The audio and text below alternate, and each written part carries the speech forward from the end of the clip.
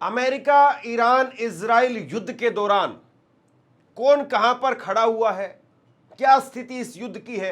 मुझे लगता है कि अगर आप इस पूरी चीज को समझना चाहते हैं तो दो तीन पॉइंट मैं आपके सामने रख देता हूं और उसके बाद में स्थिति आज के वक्त की अभी की बिल्कुल साफ हो जाएगी। एक तरफ डोनाल्ड ट्रंप वो डील की बात कह रहे हैं, दूसरी तरफ वो धमकी दे रहे हैं, तबाही की गालियां दे रहे हैं। अब समय उन्होंने मुकर्रर कर दिया है बाकायदा कि पिन पॉइंट इतने बजे, 8 बजे का समय मंगलवार को ये सारी बातें हो रही हैं।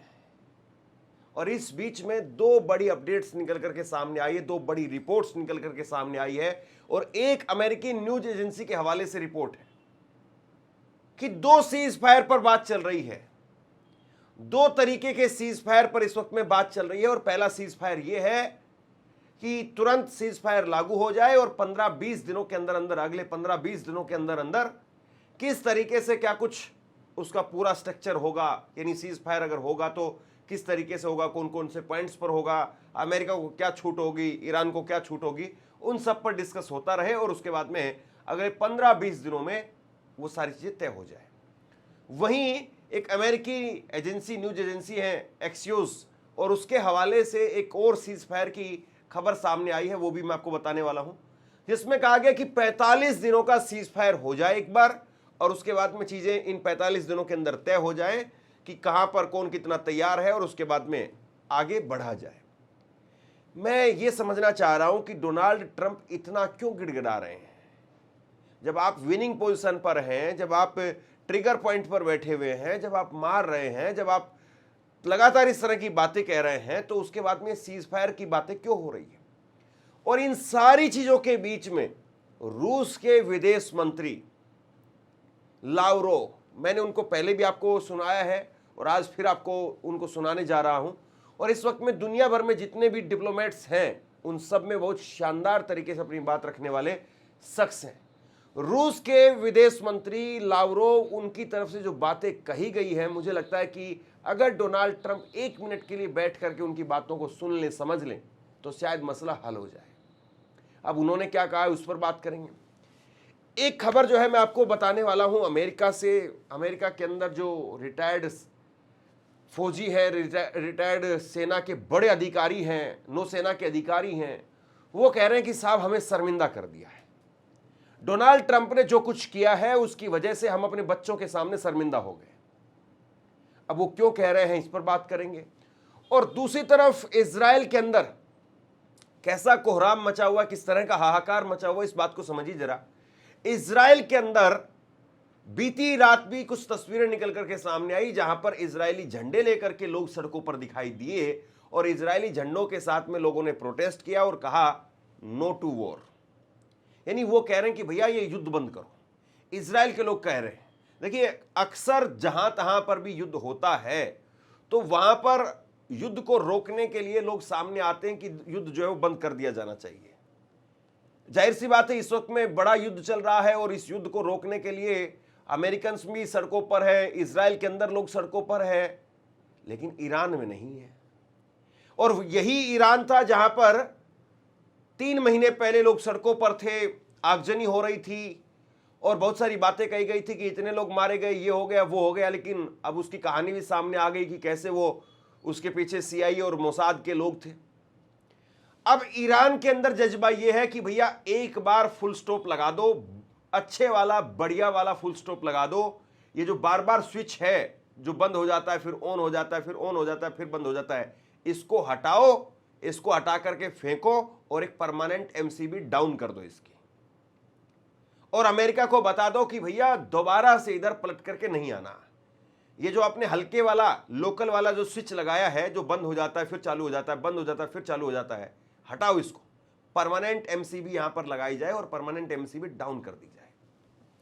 अब एक एक करके ये 3-4 बड़े पहलू हैं, मैं इनके ऊपर आपके सामने एक बड़ी रिपोर्ट रखने जा रहा हूं। उससे पहले मेरी आपसे गुजारिश है कि अगर अभी तक आपने इस वीडियो को लाइक नहीं किया है तो वीडियो को लाइक कर दीजिए और चैनल को सब्सक्राइब जरूर कर दीजिए। और साथ ही मैंने कमेंट सेक्शन में व्हाट्सएप चैनल का लिंक भी दिया है, जाकर के व्हाट्सएप चैनल के साथ में भी हमसे जुड़िए। अब सबसे पहले जो तत्काल सीज फायर वाली जो बात हो रही है वो मैं आपके सामने रख रहा हूं। एक जो है सीज फायर को लेकर के इस वक्त में खबर आ रही है और जिसमें कहा गया कि तत्काल सीज फायर जो कर दिया जाए। और इसमें यह कहा जा रहा है कि ये रॉयटर्स के हवाले से रिपोर्ट जो सामने आई है और इसमें सोर्सेस में रॉयटर्स को जो है कोट किया गया है और इसमें कहा गया कि तत्काल जो है वो सीज फायर हो जाए और उसके बाद में युद्ध विराम लागू हो जाएगा, स्टेट ऑफ हॉर्मुज को खोल दिया जाएगा और व्यापक समझौते को अंतिम रूप देने के लिए 15-20 दिनों का समय दिया जाएगा। और इसके अंदर पाकिस्तानी सेना के प्रमुख field marshal Asim Munir, JD Vance, Steve Witkoff, ईरानी विदेश मंत्री अब्बास अरागची के साथ में पूरी रात वो संपर्क में रहे। हालांकि अभी तक दोनों तरफ से जो है वो प्रतिक्रिया नहीं सामने आई है। अब दो बातें यहां पर है, यहां पर जो है रॉयटर्स के हवाले से खबर लिखी जा रही है, रॉयटर्स के हवाले से जानकारी दी जा रही है कि भैया स्टीव विटकोफ जो अमेरिका की तरफ से है, जेडी वेंस अमेरिकी उपराष्ट्रपति हैं, अब्बास अरागची जो कि ईरान के विदेश मंत्री हैं और आसिम मुनीर पाकिस्तान के सेना प्रमुख हैं, इन सब के साथ में पूरी रात बात हुई है और इसको लेकर के बात हुई है कि अभी सीज फायर कर दिया जाए, स्टेट ऑफ हॉर्मुज को खोला जाए और 15-20 दिनों में किस तरीके से क्या कुछ होगा वो पूरा स्ट्रक्चर जो तैयार किया जाए। अमेरिका हर हाल में कोशिश कर रहा है कि सीज फायर हो जाए। ये एक नहीं, बहुत सारी रिपोर्ट है, लेकिन ईरान मना कर रहा है, ऑफिशियली ईरान मना कर रहा है। और अब्बास अरागची का परसों का स्टेटमेंट में देख रहा था जिसमें वो ये कह रहे थे कि हम युद्ध नहीं चाहते हैं, लेकिन हम एक टेम्परेरी युद्ध विराम भी नहीं चाहते हैं, हम परमानेंट सॉल्यूशन चाहते हैं और परमानेंट युद्ध खत्म करना हम चाहते हैं। ये उनकी तरफ से कहा गया कि ना तो युद्ध चाहते हैं और ना ही युद्ध के अंदर थोड़ी सी देर के लिए रुकना चाहते हैं, हम चाहते हैं पूरी तरह से खत्म हो जाए। और पूरी तरह से खत्म होने का मतलब क्या है, या तो अमेरिका परमानेंट गारंटी दे या फिर अमेरिका अपनी जो ताकत है या उसका जो गुरूर है, अहंकार है, उसको आजमा ले। और यही बार बार जो है वो ईरान कह रहा है कि जो आपके अंदर है उसको आजमा लीजिए।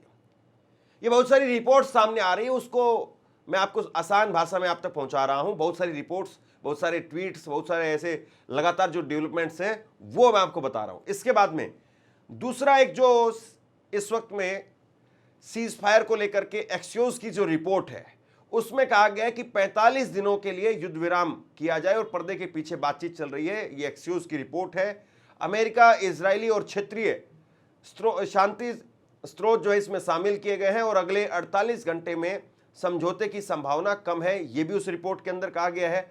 डोनाल्ड ट्रंप ने ईरान को धमकी दी है कि मंगलवार रात तक हॉर्मुज नहीं खोला तो बिजली और पुल वगैरह खत्म कर देंगे। एक्सियोस की रिपोर्ट के अनुसार अमेरिका, ईरान और क्षेत्रीय मध्यस्थों का एक समूह 45 दिनों के युद्ध विराम की शर्तों पर चर्चा कर रहा है। ये दो तरह के सीज फायर की इस वक्त में चर्चा हो रही है। अब सीज फायर की चर्चा क्यों हो रही है आप सब जानते हैं, और कौन है जो सीज फायर के लिए बार बार पुश कर रहा है ये भी आपके सामने आ चुका है। अब मैं आपको जो है वो दिखाने जा रहा हूं अमेरिका के रिटायर्ड 4 स्टार, बहुत बड़े अधिकारी हैं, रिटायर्ड 4 स्टार नौसेना एडमिरल और पूर्व नेवी सील विलियम मैक्रेवन ने डोनाल्ड ट्रंप के बारे में कहा कि आपने अपने कार्यों के माध्यम से आपने हमारे बच्चों की नज़र में हमें शर्मिंदा कर दिया, विश्व मंच पर हमें अपमानित किया है और सबसे बुरी बात यह है कि हमें एक राष्ट्र के रूप में विभाजित कर दिया है। दोस्तों, ये कोई छोटे मोटे शख्स नहीं है, ये कोई छोटे मोटे अधिकारी नहीं है, ये नौसेना के एडमिरल है। नौसेना एडमिरल का मतलब ये होता है आपकी जो जल सेना होती है, जल सेना के सबसे बड़े अधिकारी, जल सेना के सबसे बड़े एडमिरल जो है वो ये कह रहे हैं कि भैया आपने हमें शर्मिंदा कर दिया है। देखिए, कोई भी आदमी ये आज की तारीख में भी इस बात को कहेगा और मैं भी इस बात को कहता हूं।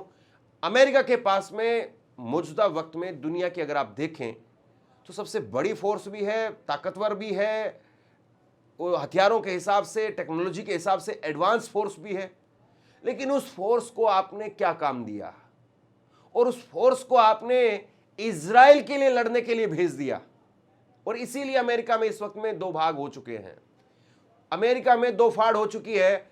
एक अमेरिकन ऐसे हैं, एक तबका अमेरिका में ऐसा है जो कहता है कि नहीं नहीं, हमारा भले ही चाहे नुकसान हो जाए लेकिन इस बार ईरान को खत्म कर दो।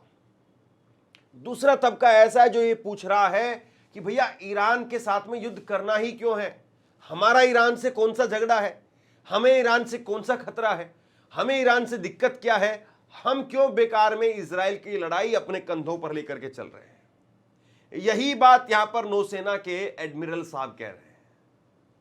देखिए सच्चाई ये है, अमेरिका के अंदर अंदर खाने पूरी तरह से ध्रुवीकरण हो चुका है। डोनाल्ड ट्रंप के साथ में जो लोग हैं या फिर जो जूइश लॉबी वाले जो लोग हैं वो युद्ध के साथ में हैं कि ठीक है, युद्ध में तो सैनिक मारे ही जाते हैं, युद्ध में तो कमांडर्स मारे ही जाते हैं, युद्ध में तो प्लेन गिरते ही हैं, फाइटर जेट जो है वो क्रैश होते ही हैं, उनको नष्ट किया ही जाता है, हेलीकॉप्टर्स वगैरह जो उनको मारा ही जाता है। ये कोई नई बात नहीं है, होने दो जो हो रहा है, और घुटने टेक देगा ईरान, बस 5 दिन और लगेंगे, 1 हफ्ता और लगेगा, 10 दिन और लगेंगे। इस तरह की बात कहने वाला एक तबका है। और दूसरी तरफ एक तबका ऐसा है जो ये कह रहा है कि भैया कल को अगर रूस के साथ में, चाइना के साथ में लड़ाई हो गई तब क्या करोगे। हमारे जो हथियार थे, जो साल भर में हम हथियार बना रहे थे, वो हमने 1 महीने के अंदर हमने खत्म कर दिए, 10 दिनों में हमने खत्म कर दिए। कल को अगर रूस और चाइना के साथ में लड़ाई हो गई तब आप क्या करोगे। यानी जो एक सेंसेबल तबका है वो सवाल पूछ रहा है, और जो एक अंधभक्त तबका है वो वाहवाही कर रहा है, मरने दो मरने दो मरने दो। वो शहादत को लेकर के भी उसको कहीं से कोई सेंसिटिविटी नजर नहीं आ रही है, कहीं से कोई संवेदना नहीं है उसके अंदर कि इतने सैनिक शहीद हो रहे हैं, इतने सैनिक, एक सैनिक को, 2 सैनिकों को, पायलटों को जो है बचाने के लिए आपको जो है वो अपने 3 जहाज खत्म करने पड़ गए, हेलीकॉप्टर्स जो उनको नुकसान पहुंचा है। तो जो एक सेंसेबल तबका है उसको समझ में आ रहा है कि साहब ये बहुत मुश्किल लड़ाई है और इसमें जाने में नुकसान के अलावा और कुछ भी नहीं है। अब मैं आपको तस्वीर दिखाता हूं इजराइल की। इजराइल के अंदर ये तस्वीर देखिए, और इजराइल में क्या कुछ जो है इस तस्वीर के अंदर आपको नजर आ रहा है। इजराइल में युद्ध रोकने के लिए तेल अवीव के अंदर, तेल अवीव में एक जगह है हबीमा स्क्वायर, और हबीमा स्क्वायर में यहां पर प्रदर्शन हुए हैं। और जरा आप संख्या देखिए, लोगों की संख्या, लोगों की तादाद जो है वो देखिए आप, और कितनी बड़ी संख्या में, कितनी बड़ी संख्या में जो है वो लोग सड़कों पर आए हैं, और सड़कों पर आकर के, चौक चौराहे पर आकर के पोस्टर लेकर के, बाकायदा उनके हाथों में पोस्टर हैं, और स्टॉप द वार, ये जो है पोस्टर उनके हाथ में है, इजरायली झंडा लेकर के। क्योंकि देशभक्त आदमी वो नहीं है कि जो कुछ हो रहा है उसको केवल समर्थन करते रहे। देशभक्त आदमी वो भी है कि जो कुछ हो रहा है उस पर सही तरीके से अपनी राय, अपनी बात को रखे, ताकि देश को फायदा भी हो। बेवजह ऐसा ना नहीं हो कि हम दीवार में जाकर के टक्कर मार रहे हैं और दीवार में अपना ही सिर वो फूट रहा है, और फिर भी कहें कि नहीं नहीं, शानदार जानदार, बहुत बढ़िया, तोड़ दो दीवार, तोड़ दो दीवार। दीवार कहाँ टूटने वाली है भैया, सिर टूट जाएगा। तो ये कुल मिलाकर के जो है वो इस वक्त की स्थिति आपको दिखाई दे रही है। और डोनाल्ड ट्रंप, उनका ये पोस्ट आप देख लीजिए। ये आदमी जो है वो ऐसा लगता है कि बहुत डेस्परेट हो गया एक तरीके से, कि किसी भी तरीके से जो जंग रुक जाए, और कुछ भी कहने के लिए, करने के लिए। कल गालियां दी थी, ऐसी ऐसी गालियां की जैसे कि कोई आदमी लुखा या गली टाइप के, नुक्कड़ टाइप के जो गुंडे होते हैं वो भी ना दें। अगर उनको भी कह दिया जाए कि साहब अमेरिका का राष्ट्रपति बनना एक दिन के लिए, थोड़ा सा ठीक तरीके से व्यवहार करना, वो भी ढंग से चलाएंगे, काम करेंगे। लेकिन ये डोनाल्ड ट्रंप साहब देखिए आप, कमाल आदमी है। ये मतलब एक तरीके से हैरान करने वाली बात यह है कि ये पूरी जिंदगी डील करने का काम, डील ब्रेक करने का काम जो है करते रहे, कि फलां डील जो ब्रेक होनी चाहिए। बिजनेसमैन आदमी का काम क्या है, कुछ भी हो, किसी भी तरीके से हो, अगर ये डील हमारे फायदे में है तो ये डील होनी चाहिए। बिजनेसमैन आदमी का यही काम होता है। और ये शख्स जो है वो डील ब्रेक नहीं कर पा रहे, डील नहीं कर पा रहे ईरान के साथ में। पूरी जिंदगी जिन्होंने जो काम किया वो आखिर में आकर के फंस गए, और इनको इसी बात का गुरूर था कि हम तो जाएंगे, जाकर के 2-4 दिन मारेंगे और उसके बाद में डील करके और ऐसे ऐसे करके और वापस आ जाएंगे। लेकिन इनको नहीं पता था कि हर आदमी जो है वो बिकाऊ नहीं होता है, या हर आदमी जो है वो डरने वाला नहीं होता है। कुछ ऐसे सिरफिरे भी इस धरती पर हैं जो अपना सिर कटवा सकते हैं लेकिन अपने सिर झुकवा नहीं सकते हैं। तो ये एक तरीके से आप यूं कहिए कि ईरान के अंदर जो इस वक्त में जज्बा है। मैं कल एक रिपोर्ट देख रहा था, उसमें ईरान के एक्सपर्ट कह रहे थे कि ईरान की जो पहली जो क्रांति हुई थी, उस क्रांति के जितने लोग थे, जो उस वक्त में जो युवा थे, वो आज के वक्त में सब बुजुर्ग हो गए। और उनको पता है कि किस तरीके से ईरान ने जो है वो क्रांति की थी। और बड़ी बात यह है कि अभी जो युवा है, जो बहुत आराम से रह रहा है, जिसको कोई बहुत ज़्यादा तकलीफ नहीं है और बहुत सही तरीके से यानी उसकी ज़िंदगी चल रही है, उनमें से एक बड़े तबके को ऐसा लगने लगा था कि भैया क्यों अमेरिका के साथ में हम लठ बजा रहे हैं, अमेरिका के साथ में डील कर लेते हैं। बाकी तो देखो ये अरब मुल्क जितने भी हैं, यूएई है, सऊदी है, इन सब ने भी अमेरिका के साथ में डील कर ली, एक एयरबेस बनाने के लिए थोड़ी सी जगह दे दी और उसके बाद में देखिए किस तरीके से व्यापार कर रहे हैं, दुनिया आ रही है, चकाचौंध है, ये है वो है, दुनिया भर की बातें।